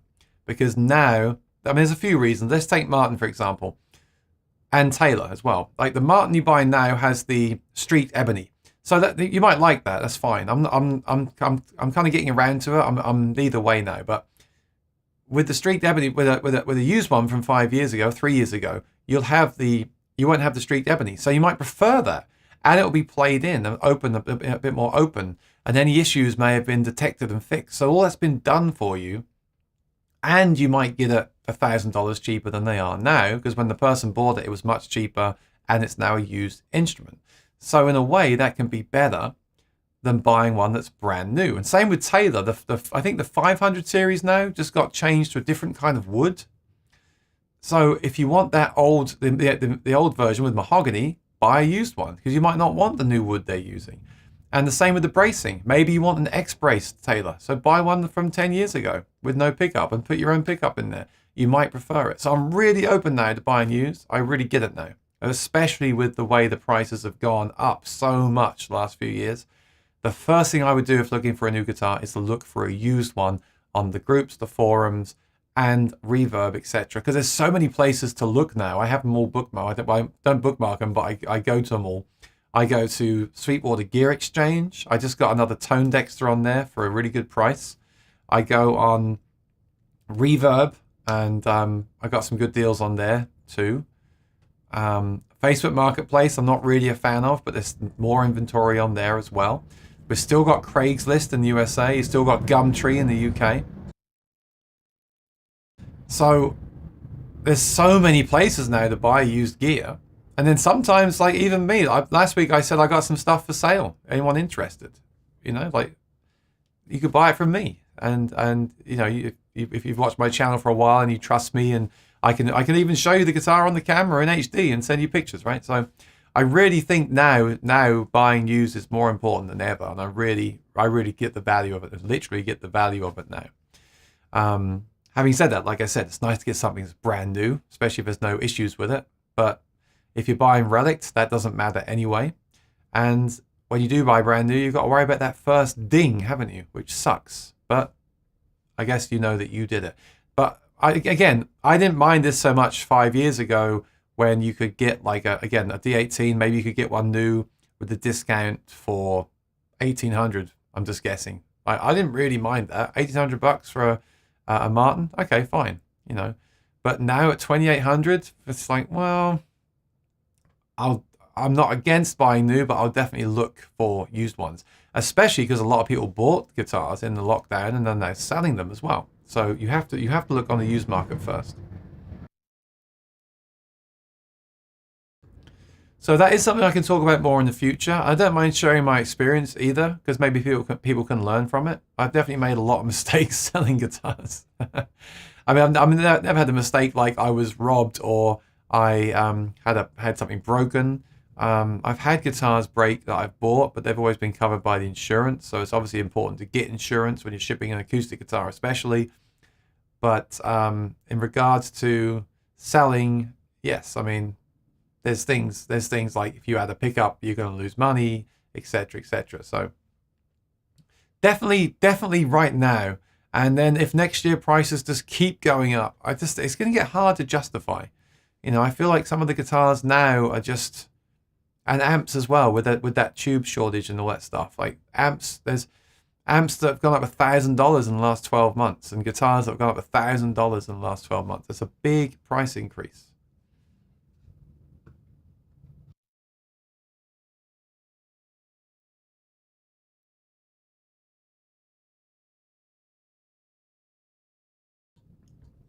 All right.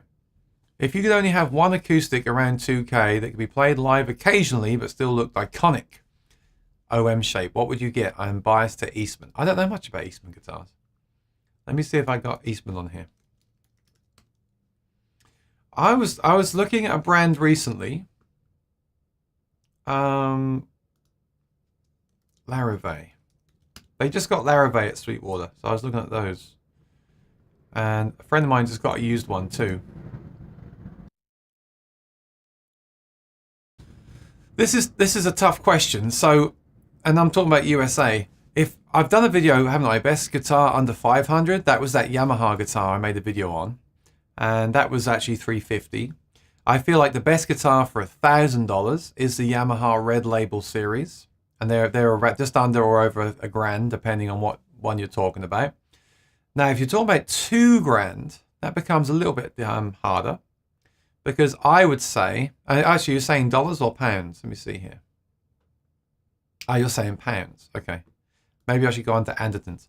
But let me just show you these. These are new at Sweetwater. These look really great. And then one of these is an OM. A friend of mine just got this, LV09. And he got the one with the moon spruce. And there was no pickup. They put a K&K in there. So let me see which one that would be. LV09, this one. And I think he got it for like $2,000 used in good condition. So I would say that. So that's what these look like. You see this one? So this is $3,000. And I haven't played one, but I love the look of it. And it looks very, very high quality. And that's $3,000. So I haven't, these are weird. I haven't really played these, but I know people that have and that raved about them. And I can kind of tell from the videos that I've seen and what I've heard about these that I would like them. I've just got a feeling I would like these guitars. So I think these are worth considering if you're looking at $3,000. And that's new. Again, if you find one of these used, you might get it for like $2,000. That would be a good deal. And then just put your own pickup in it. Because a bit like Rain Song, they seem to make the electrics with the cutaway and then stick the preamp in the side. I don't really like that. I'd rather get one and then just put my own pickup in it, I think. But I just want to put that in there because I think those are interesting. But let's take a look at Andertons.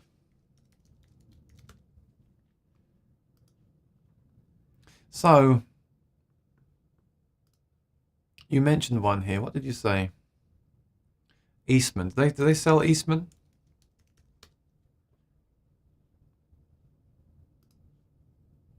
They don't. Okay. So, Martin. Let's see what the Martin OMs go for. Because again, you said, I mustn't mix up my dollars and pounds. You said £2,000. Now, I know the whole dollar and pound thing is kind of on par now, but the Martin guitars are so much more expensive in the UK because they have to ship them across from America. That's what I've found anyway. So that's exactly what I was saying. Look at this. Look. I was going to say you should check these out, but they're almost double what you want to spend, Rafa, right? £3,649. So that's kind of off the tables. Even used, that would probably be 2,500, right? So that's off the table. So they also make a 21. The 21 is £3,000, and I don't like it. I prefer the 28, and that's not really that much of a saving. Not really. And then you've got the 18.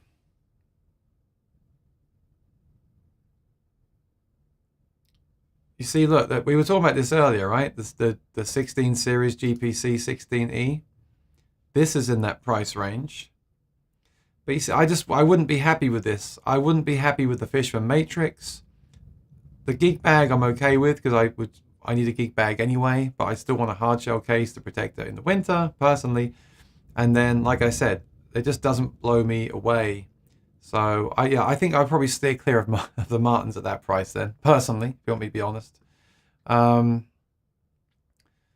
you want an OM style. Anyone got any ideas? OM style acoustic guitar for £2,000? I'm kind of stumped, I've got to say. Can we search for OM here?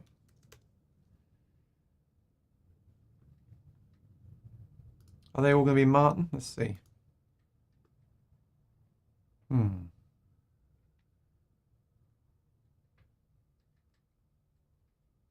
Loudon would be nice. You know, I hate to say it, but I'm going to kind of point you towards Yamaha again for that price. But I'm sure there are other brands like Eastman, like you mentioned, that would have it. But let's just see what Yamaha offer, for example.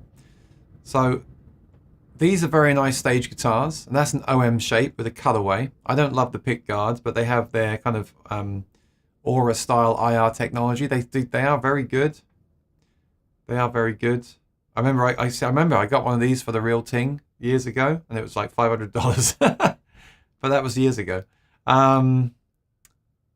So let me see here. Yeah, nothing around that price. I was going to recommend the LL series, but they don't have them on here. I think the LLs might be around just over 1,000. I think they're really good, but again, they're Yamaha. Yeah, I'm kind of stumped. I don't know. Someone put in the chat what you would get an OM for £2,000 as, and then while you do that, let me just search for Eastman.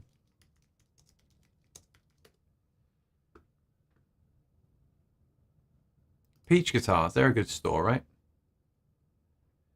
I don't think I've ever played an Eastman, but I know you're a fan, so let's check these out.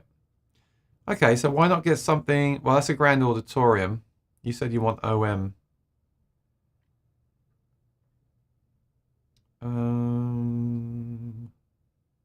So that's called the traditional, the TC orchestra model. So that's 1,400. I'm trying to find one at 2,000 because you said that's your budget. That's a Dreadnought. Yeah, I mean, look what you get. Look what you get compared to like a Martin. Look at, I mean, that's like a D45. It's like D42 or something, right? And it's got the thermo treat, they bake the wood. It's got all the bling, and it's £2,000. And you can have it plecked as well. Always check, like Martin pleck their guitars anyway. But so if Eastman don't pleck their guitars, you can have this plecked as well. I mean, it's really impressive because like this guitar from Martin in the UK with those specs would be 3 times that, wouldn't it? So yeah, I would say, okay, like the caveat is I haven't played them, but based on the fact that you're a fan of the brand and how good they look and the things that I've heard and the price, I think you need to look at these. But I'm the same way.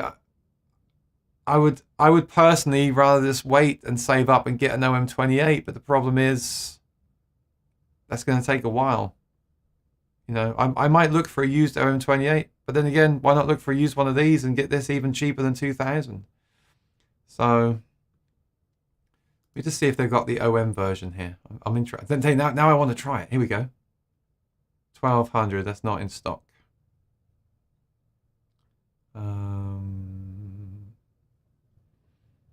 Sort by price. Also, the big question with acoustic guitars is, do you want to get one with electronics or not? That's a really tough question because the controls in the side of the guitar can look really ugly, but they can be really useful at a gig, you know? Or you can just get one that's just acoustic and put this in it, this K&K. Because look how minimal that is. That's why I know this is going to be a funny video when I make this video about the K&K, because in my review I said it was a decent sounding pickup, but I've been known to say on forums that this is a terrible, I would never use this. I've been known to say I hate this. But the reason why I'm going to try it again is most importantly, I know more now about using the soundhole plug, which I never used to use. That will really help with feedback issues.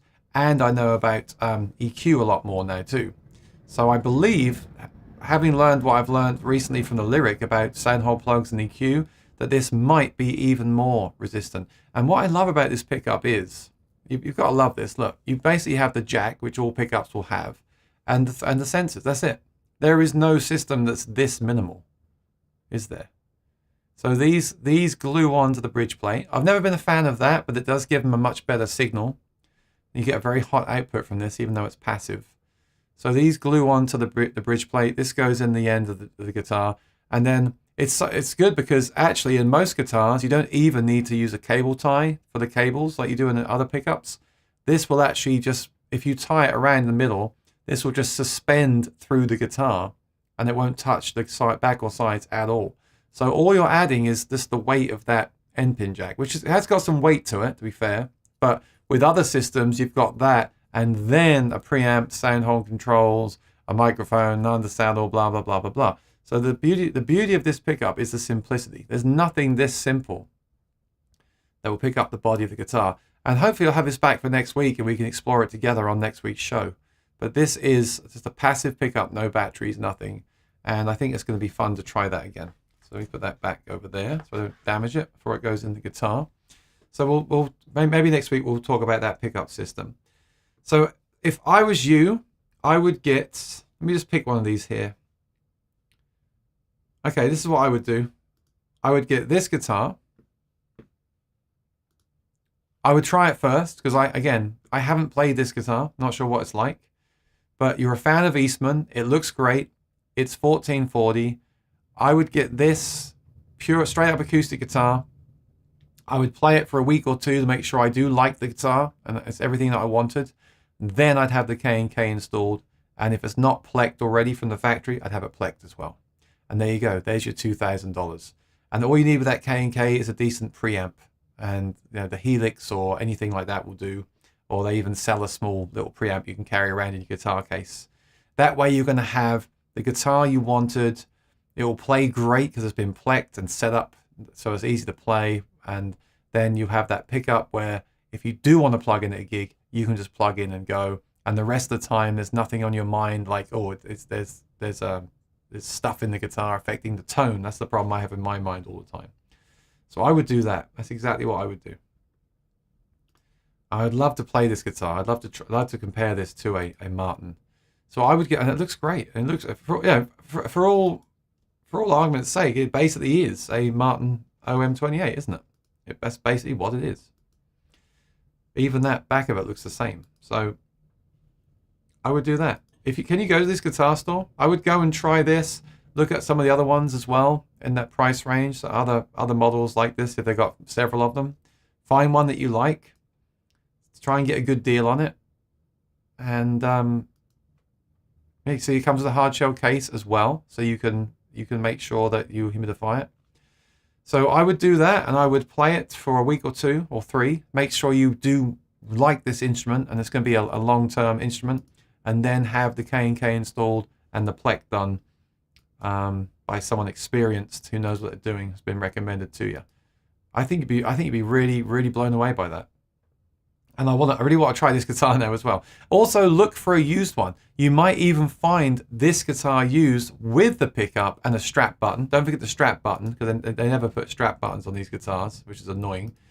So you need to put a strap button on there as well, or have them do it.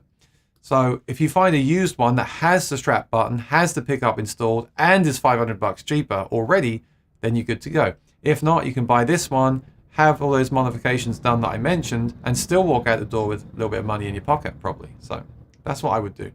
And that's all based around the fact that you like this brand already. And I'm just looking at it, it looks great. Remember to check out the scale length. Maybe it's more of a triple O scale, but I guess the most important thing to do is to just go and play it, see how it plays, how it feels in the hand. I really like the necks on the Martin Standard Series. I like how they feel and how they play. I really think they play great. So, yeah, do that. That's my advice based on the fact I haven't played that guitar.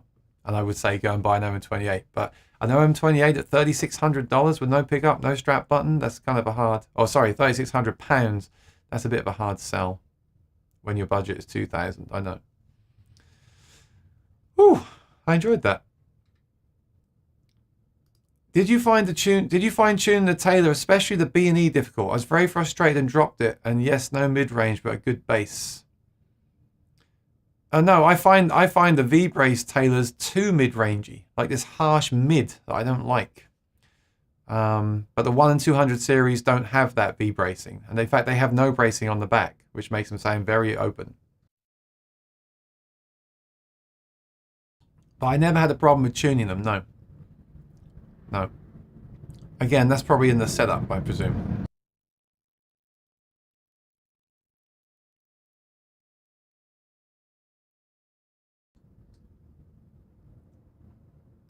Zane said, I put a few of my high-end guitars for sale too, but D18 Martin. Am I doing the right... Oh, hang on, what?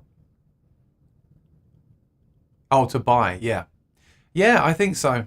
I think it's a good idea to sell guitars to buy more expensive guitars. because you can only play one guitar at a time, and you've got to humidify them, look after them, have them set up, put new strings on them. I think it's a great idea to do that. The only thing is, just because you sell a bunch of guitars and buy a really expensive guitar doesn't guarantee that really expensive guitar will be great. Sometimes the $500 guitar will appeal to you more than the $3,000 guitar. That can happen too. So don't rush into it. If you've got something you're not playing, definitely sell it if you get a decent price for it. But then think, well, what do I really want? And if you're not sure, maybe buy used or borrow and go to all the guitar stores and then get the one. Because it's a lot of pressure to get the one. And we never do find the one, I believe, with the guitar. So be careful, because you might buy something that's thousands of dollars and then you don't bond with it and you lose loads of money and you can't sell it. So do proceed with caution. That's just based on my experience, by the way.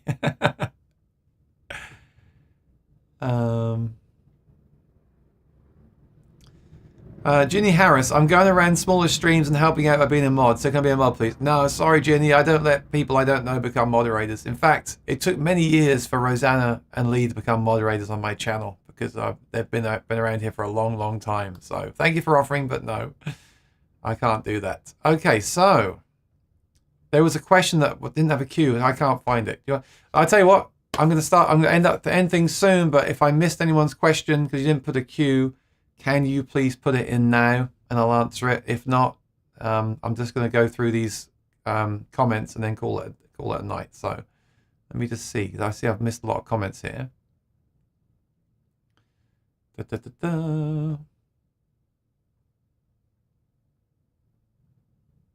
So Staley liked that GPC Martin. Yeah, I get the appeal of them, but for me, I didn't like the thin body is what I didn't like. And is it a true dovetail? I'm not sure. I hope so, because I think that's really important now. So, real thing, I've been using 10s on my PRSs after years of 9s on Strats, but recently been using 9s on my PRS Studio, has smaller frets. I'm tempted to go to 9s on all my PRSs. Yeah, the 9 and 10 thing is quite a dilemma. I get it. I love to have strings that feel like 11s for the right hand and 9s for your left hand. That's actually a great idea. Like compound radius strings. I used to not care about medium strings on the Dread. Now I'm completely hooked. String dry medium or Martin Retros on the D18. They do sound huge. I agree. If you're looking to get every last drop of tone, well, not tone, but every last drop of volume from a Dreadnought, I do agree they have that sound. But I also like the sound and the feel of the 12s as well. David says, I use NYXLs on 11s on my electric, short scale or long scale. Nickel bronze 12s on most of my acoustics, and 13s on the Dread. If you want to be crazy, try DR acoustic strings. They make a number of different types with various chord types. Yeah, I've tried so many strings over the years. That's another rabbit hole that I just decided to escape from. So I'm really I'm using the Martin strings on the Martin guitars, because I do like them, and actually on everything, because I buy the bulk pack. But then I have been using lately the Dario on the Cole Clark. Also, the low E, I believe, is closer to what was originally on the Cole Clark, and I don't know. But the Martin strings are really good. The ones they re-released like a year or two ago, they're just great. I really like them, and you can buy a big bulk pack of them. You get like 20 sets in a sleeve for each string. So it reduces waste as well, and they're cheaper. So Furch, Larrivee, Godin, Taylor, Martin, Gibson. Yeah, I haven't played all them. I've played a lot of Martins. I've played a few Gibsons. I want to play more. I like the Gibsons. They have a very different sound.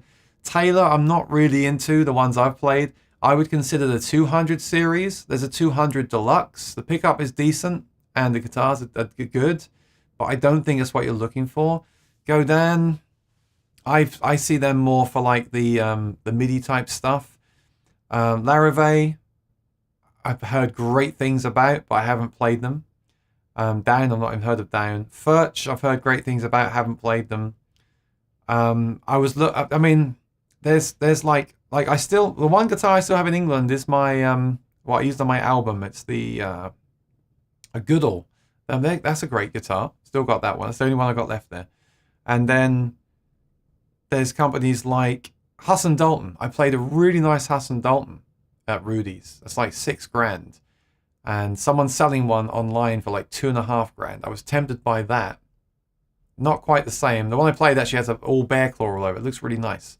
And that theirs doesn't have the bear claw, but it's again much cheaper because of the price. But I'm not shopping right now. But I was tempted by that. They have a very different sound. But if you're looking for that traditional Martin OM look, then you really got to stick with, I would say, obviously Martin, Larrivee. No, not Larrivee. They don't look traditional. Eastman, Martin, or who's the other one? Who's the third one I just mentioned? Oh no, I was thinking like Santa Cruz Guitar Company. You know, but you really got to play them because then that's like I've played one Santa Cruz. I didn't really like it, but that's just one guitar, and that could just be the way it was stored in that guitar shop. I think it was like Guitar Center, been there for a long time.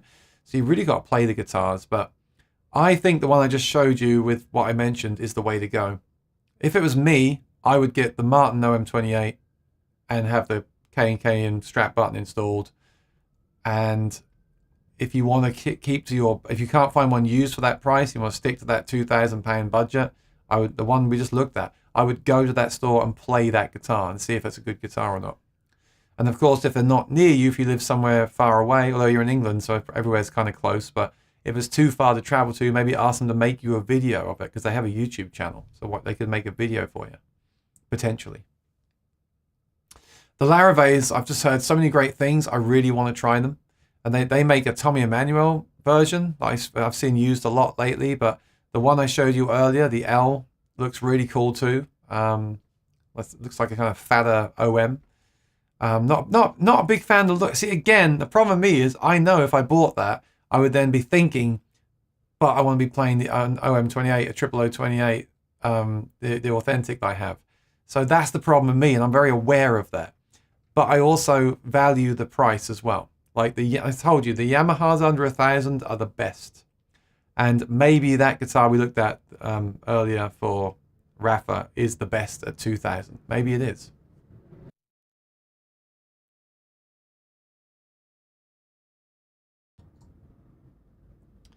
Jim, yeah, I know. Is Rosanna still here? Did she take out the bots for me? You see what happens when I search for the queue, I don't see the chat, so I don't see we're getting spammed. That's why I have to have a moderator. But like I said earlier, I need to have a moderator that's been here for a long time because I don't want to have... I mean, I don't expect Rosanna to be here every single week either. I really appreciate her because she often is here. Well, she always is every week. I really appreciate it. But I have to have moderators that are people that have been here for years, you know, to do that kind of stuff. But Kevin, I see your question. What are you currently using in a pedal board? So the electric pedal board, so I don't use anything right now. I was making a big pedal board with all the pedals I had, and then I realized this is too big. It's annoying me. So I'm currently selling all that off, and I just made a small pedal board with a very nice, it's the pedal power power supply. It's the dingbat board. So it actually comes with everything assembled on it already. The power supply is already on it. And it's small, so I can't go crazy. So on that board, I showed it a few weeks ago on the stream, if you can find it. I have the Moxie drive for a drive. So the idea is I plug this into a clean amp. And then the Moxie, let's start. Peterson strobe tuner, love that thing.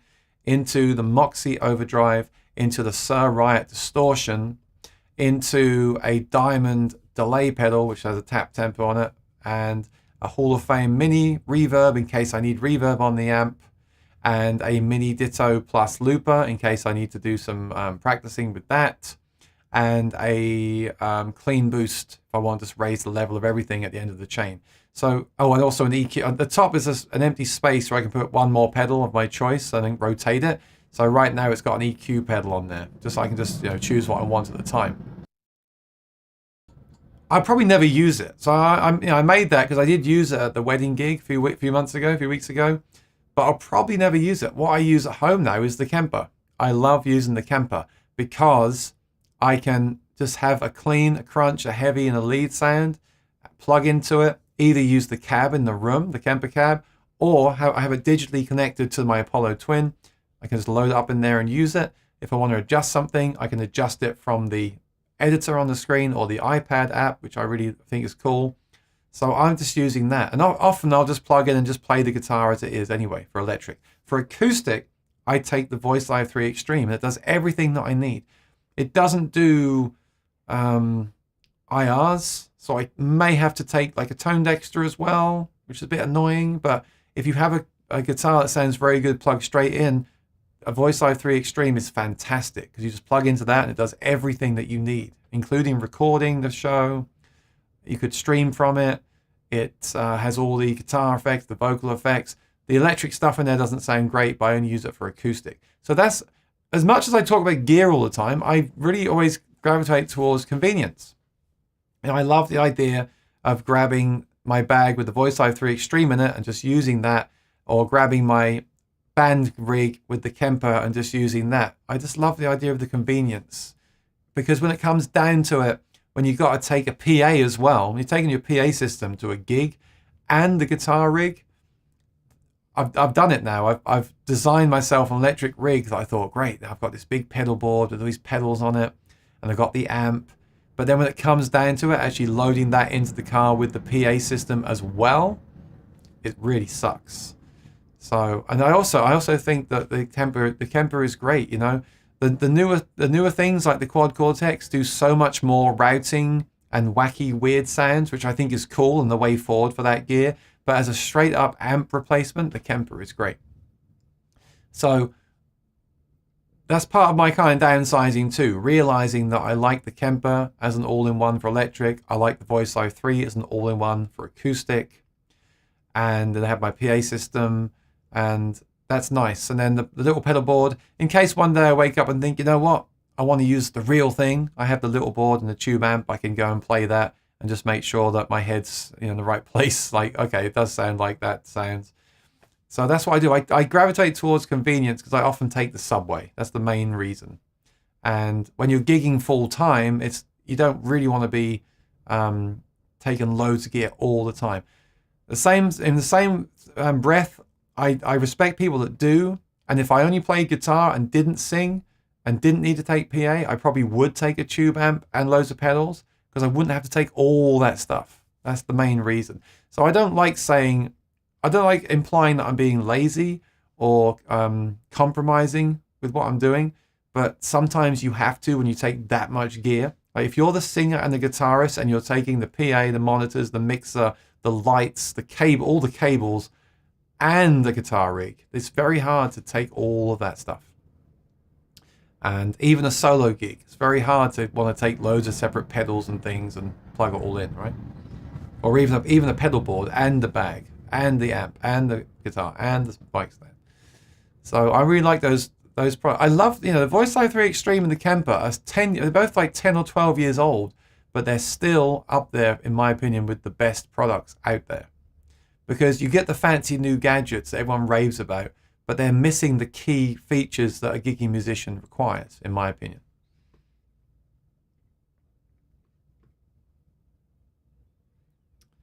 A D18 on Dave's Guitar Shop is currently $2,100. That's cool.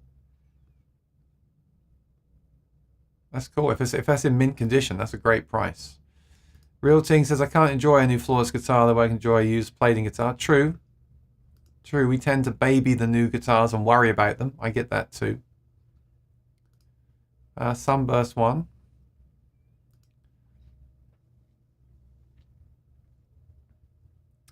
I'm enjoying your conversation to use gear at long last. My collection is worth 3 to 4 times what I paid for it. That's the other thing. If you bought these guitars back in 2015, they're now worth a lot more. So, yeah, I'm sure that I bought a D18 in 2015 for I did an unboxing of one I got from Sweetwater. I'm sure that I can look back and see what I paid for it. In fact, I'm gonna do that right now because I really am interested. Let me do. I can search for it just to wrap this one up. I shouldn't do these kind of things. It just makes me depressed, So I did an unboxing of a D18 a few years ago, and I didn't keep that guitar very long. I didn't pay to have it set up or any pickups or anything, so I didn't lose a ton on it, I don't think. But I basically sold it on after not having it for very long. And let me see what I paid for that. I'm scared now. This is awful, isn't it? This YouTube thing is just airing your dirty laundry, right? So the D18 Retro was actually in 2017 was $22.49. $22.49. That had the Aura system built in, so that added a couple $100 to the price. But the D18 that I unboxed was $19.89. I guess they gave me a discount, and then with the tax it came to $21.65. But now that was okay. I mean, to be fair, that was 2019. That was halfway through 2019. Let me just see exactly what the actual price was. So it was very confusing because until recently there was this map price, all different prices. So the actual retail price on that was $3,099. I paid $1,989 because there was this whole thing. Remember, Martin? Like, they had a price, but then you called up and you got a big discount. Blah blah blah blah blah.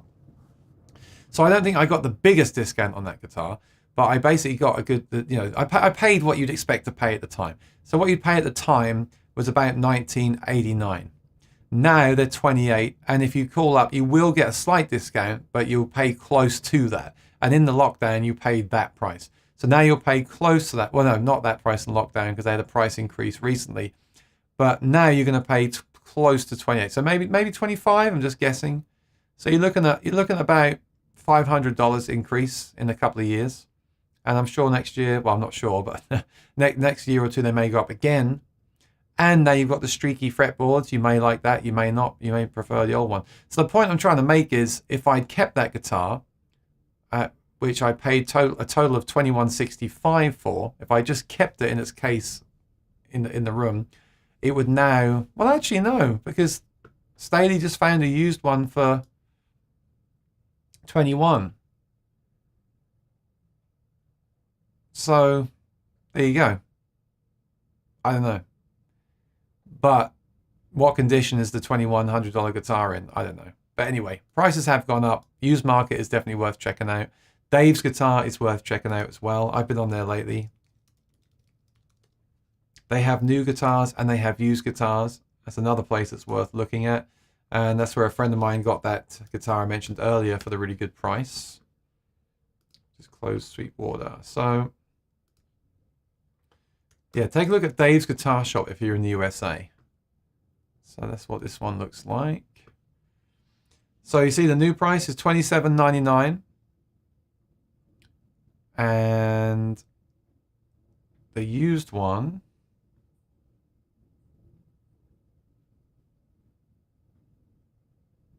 oh, I can't find it, but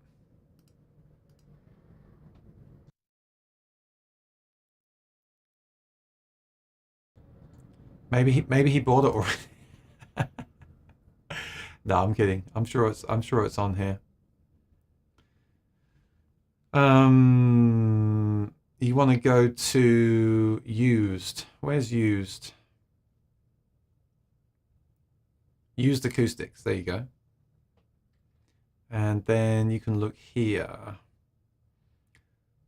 I never bought from this site, but I'm told it's a great place to buy from.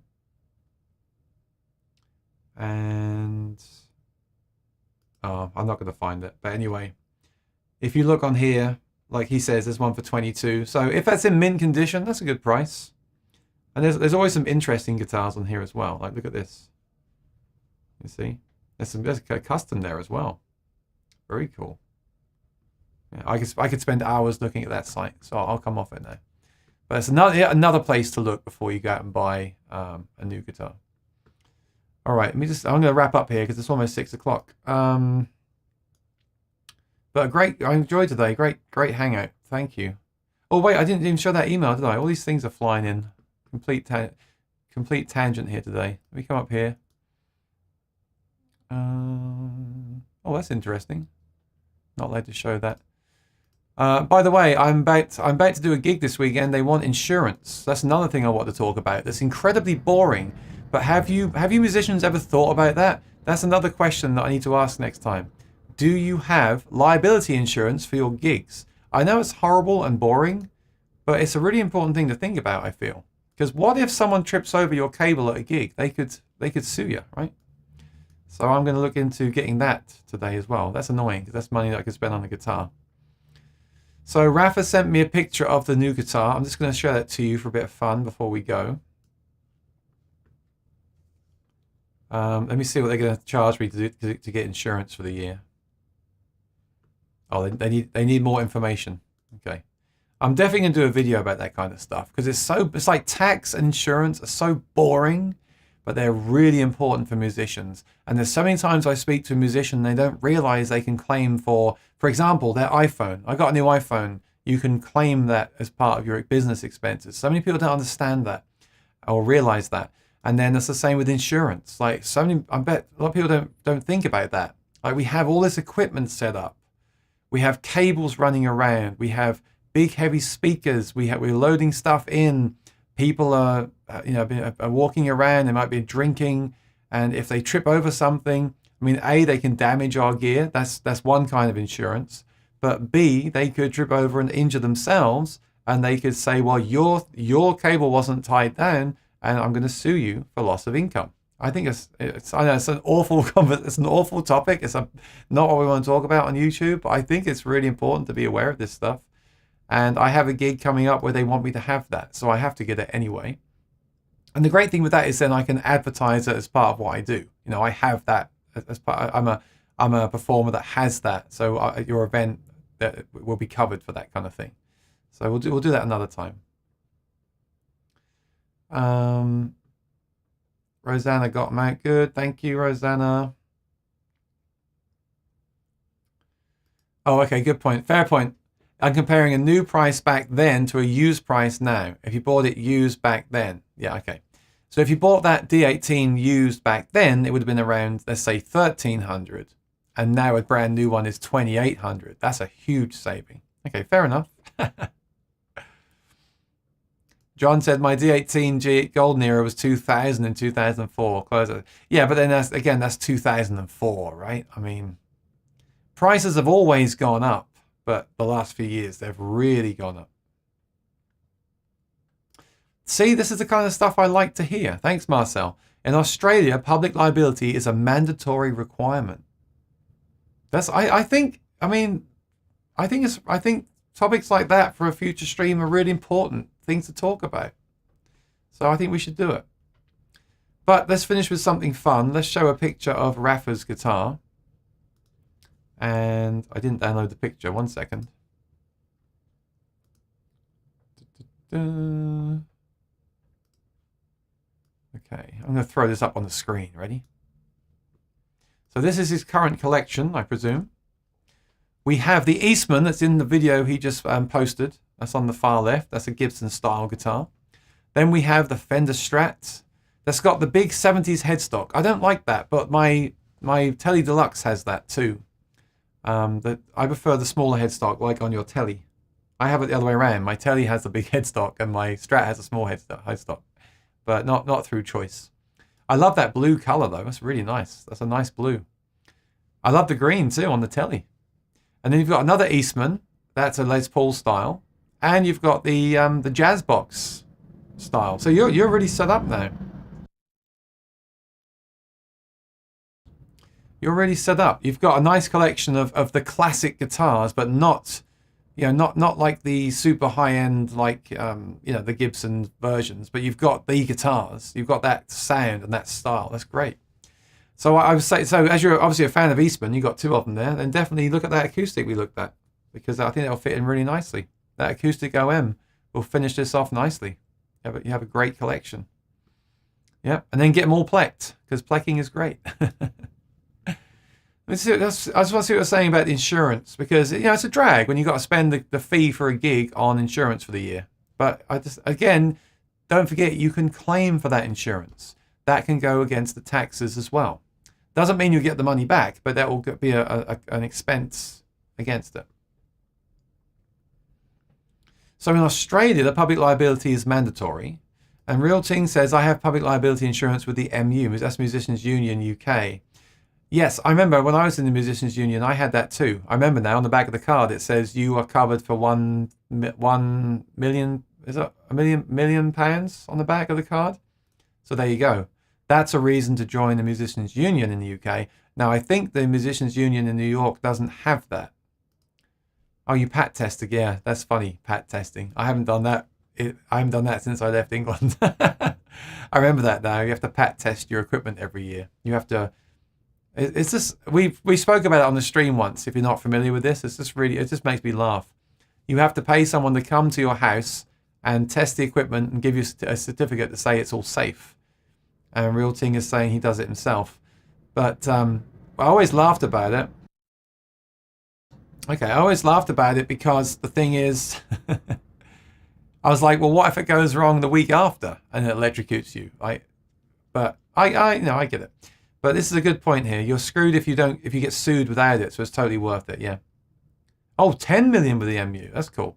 Yeah, I've always had it. I always had it until the pandemic. Once we got to the pandemic, I got an email. We locked down, and then I literally got the email about renewing it, and I was like, no way, because I might not be gigging again. So that's like $500. It's about $500 a year, I believe. So I didn't do it until now, and now I'm gigging again regularly and doing more parties. Now I'm going to renew it. I think it's also a great thing to say to clients, you know, I have this insurance. It'll make them feel good too. And that also comes in the UK. It also comes with £1,000 in gear insurance. Well, it's better than nothing, isn't it?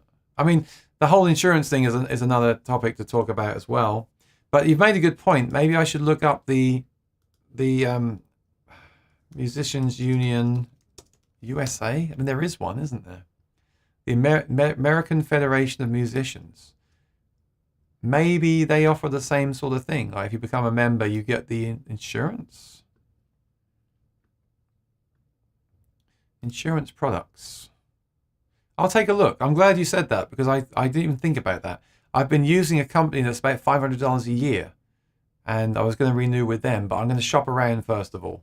I was asking people on Facebook as well about it, so perhaps I'll get some more comments on that.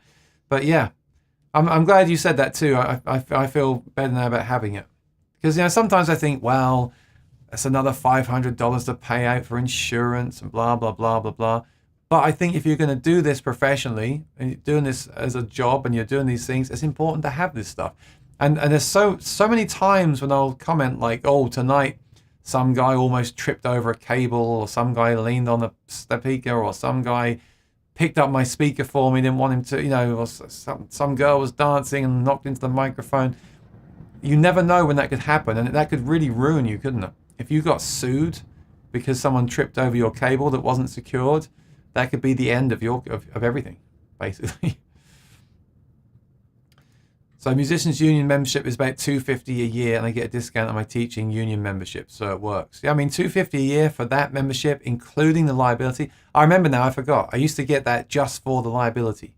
But you also got to go to meetings, get the newsletter, have access to calling them. They were very helpful. The Musicians Union in England were great. You could call them up, and they would give you advice on the phone. And then over here, I'm told that the union isn't as effective as that one, but I'm going to look into it anyway.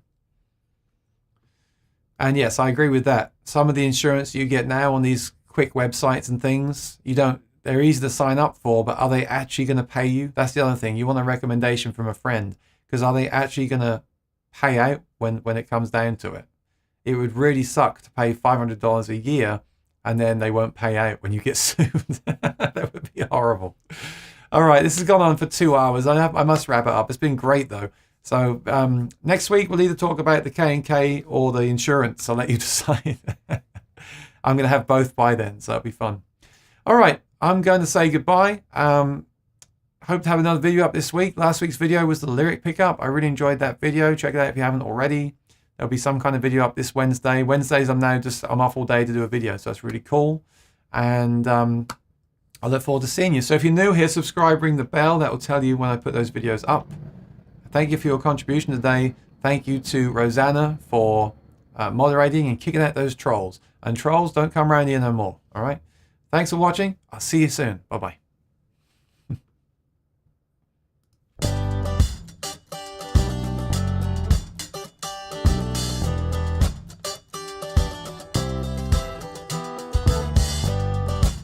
I'm not lost, but I'm not found.